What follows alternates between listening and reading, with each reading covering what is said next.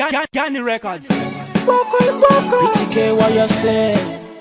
Check, check, check, check. Checho, check, check. Checho. Ndakuita shedenga cheromboko zinomera kubenga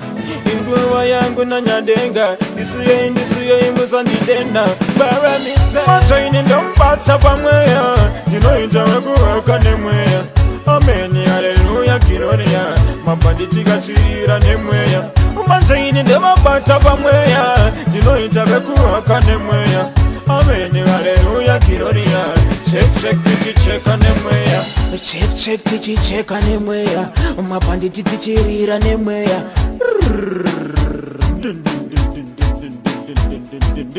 ndo zvatinoita mabanditi vavengi tinocheka tiri muhiti saka PTK ndipe kuno biti no mesi pamboko vatina tsitsi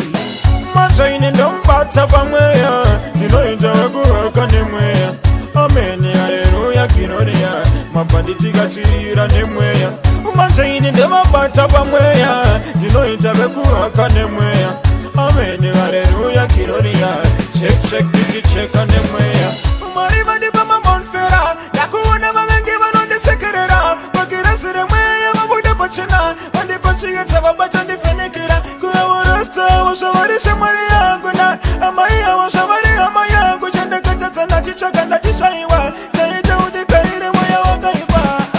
machaine ndombata pamweya ndinoita wekuwaka nemweya ameni haleluya kiroria mabanditi kachirira nemweya machaine ndemabata pamweya ndinoita wekuwaka nemweya ameni haleluya kiroria check check tichicheka nemweya check check tichicheka nemweya mabanditi tichirira nemweya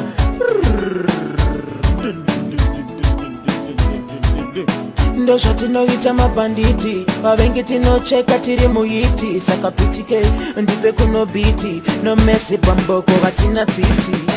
machaine ndombata pamweya ndinoita wekuwaka nemweya ameni haleluya kiroria mabanditi kachirira nemweya machaine ndemabata pamweya ndinoita wekuwaka nemweya ameni haleluya kiroria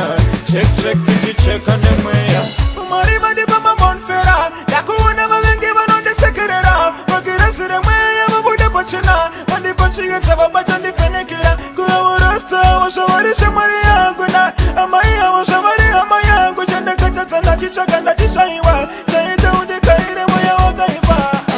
machaine ndombata pamweya ndinoita wekuwaka nemweya ameni haleluya kiroria mabanditi kachirira nemweya machaine ndemabata pamweya ndinoita wekuwaka nemweya ameni haleluya kiroria check check tichicheka nemweya check check tichicheka nemweya mabanditi tichirira nemweya static